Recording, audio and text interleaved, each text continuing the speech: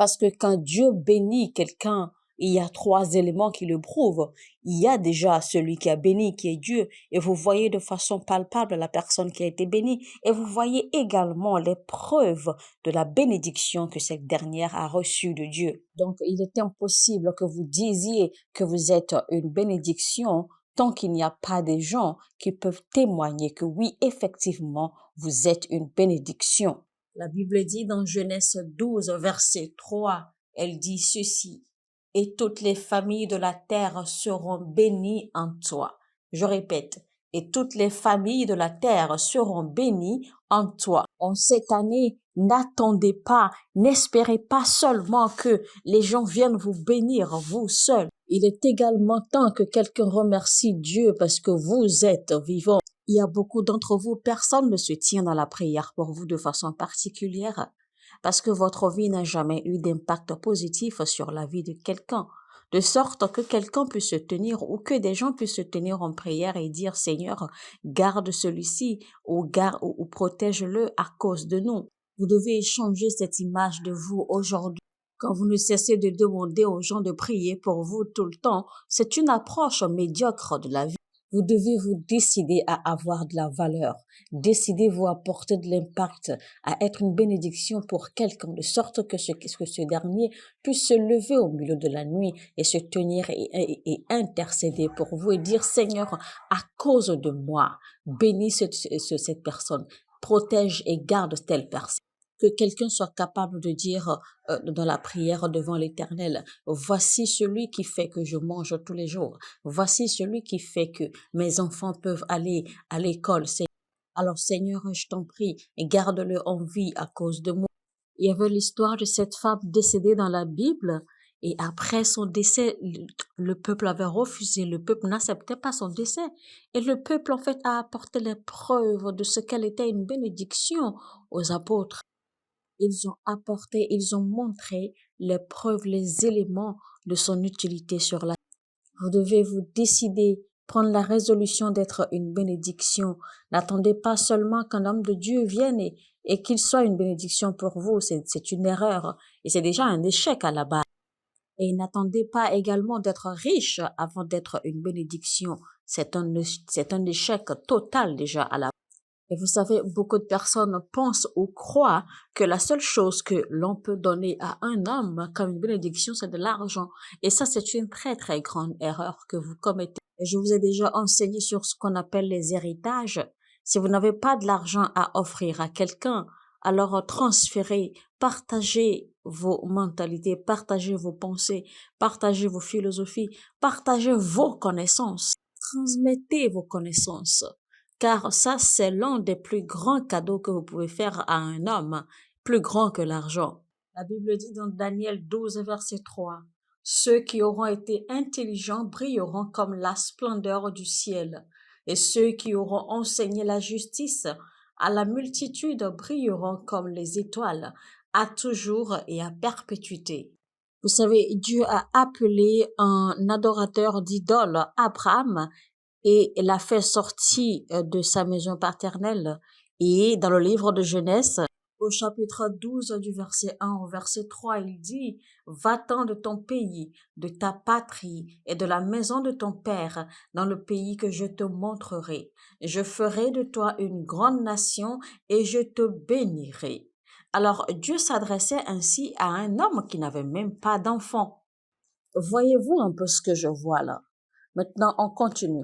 Et il dit ceci, « Je rendrai ton nom grand et tu seras une source de bénédiction. » Vous savez, j'ai déjà prêché sur ce message portant sur ce verset biblique.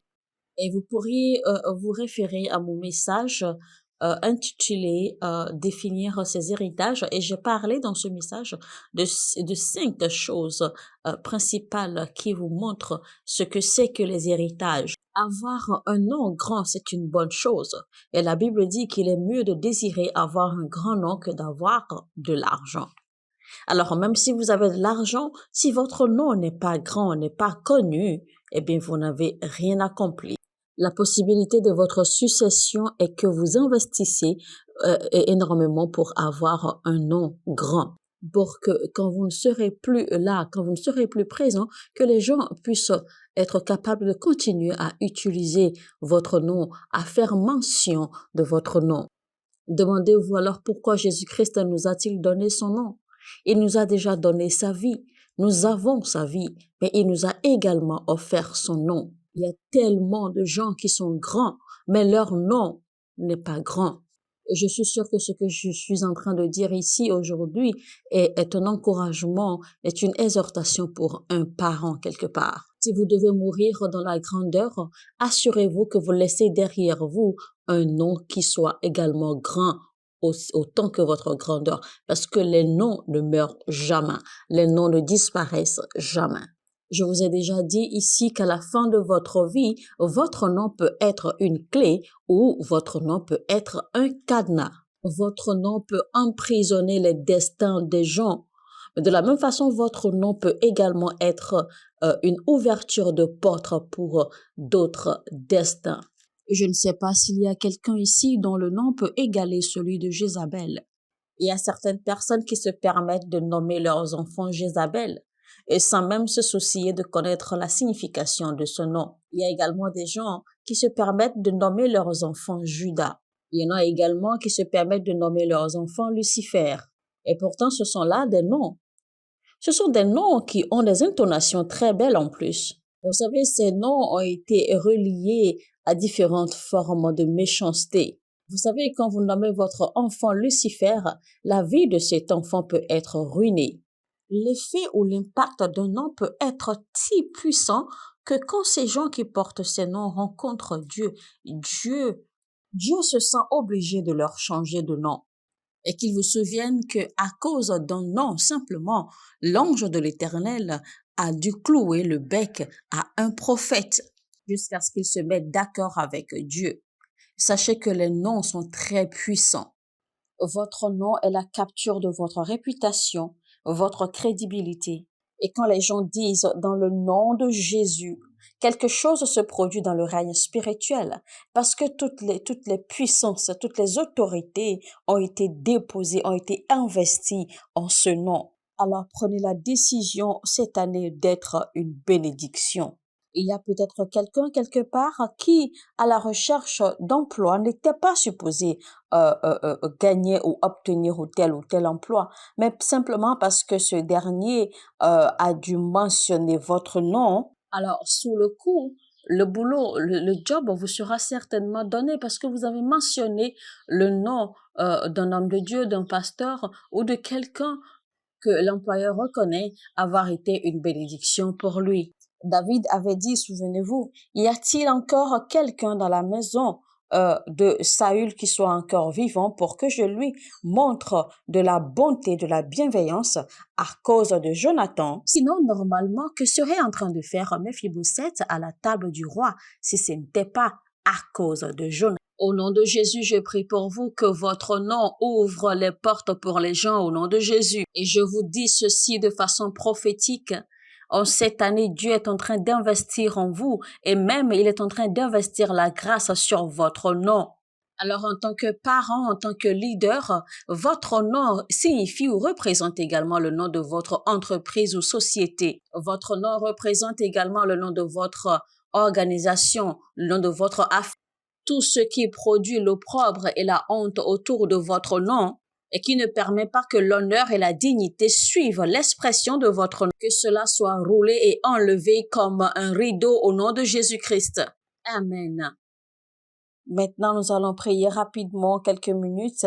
Ouvrez vos bouches et priez maintenant pour recevoir la grâce avant que nous entrions de vif dans la parole du jour. Seigneur, nous recevons la grâce et la faveur ce matin. Voici tes premiers mots pour nous encourager en cette année.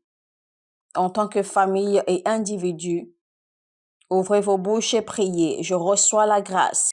Je reçois la grâce de me dédier, d'avoir une vie de prière. Je reçois la grâce pour une vie d'étude à la parole et également la communion fraternelle coopérative.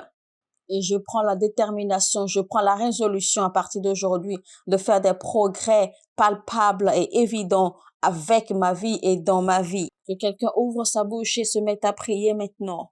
Et je prends également la décision, je me dédie également en cette année que ma vie sera une bénédiction pour les nations et les gens glorifieront Dieu en moi. Alléluia. Béni soit le nom du Seigneur. Cela voudra dire qu'il doit avoir une grande maturité et une conscience bien définie à votre poursuite de la parole de Dieu. L'une des choses qui démontre ou qui révèle la maturité d'un croyant, c'est la stabilité et la consistance. Et quand nous parlons de l'étude de la parole de Dieu, on ne devrait pas ressentir en vous de la nonchalance, de la tiédeur ou de la froideur. Vous devez en fait être sérieux avec Dieu. Vous ne devriez pas être nonchalant et dormant quand il s'agit de se rendre à la maison de l'Éternel. Vous ne devriez pas être nonchalant, d'accord, et charnel avec les choses de Dieu. Vous devez posséder une certaine maturité de sorte à ce que vous soyez capable de vous séparer, de vous éloigner de certaines choses. Il est dit, quand j'étais encore un enfant, je parlais comme un enfant, je comprenais les choses comme un enfant et je m'exprimais et j'agissais comme un enfant. Mais il dit que maintenant que je suis un homme, je mets de côté tout enfantillage. Nous devons alors nous appliquer à la maturité. Car la Bible dit dans Galates 4, verset 1, « Or, aussi longtemps que l'héritier est enfant, je dis qu'il ne diffère en rien d'un esclave, quoiqu'il soit le maître de tout. » Alors, on n'a pas normalement besoin de vous rappeler que vous devez vous rendre à l'église. Cela devrait être une joie. Cela devrait être un bonheur pour vous. Comme quand David a dit, je suis heureux quand on m'a dit, allons dans la maison de l'Éternel.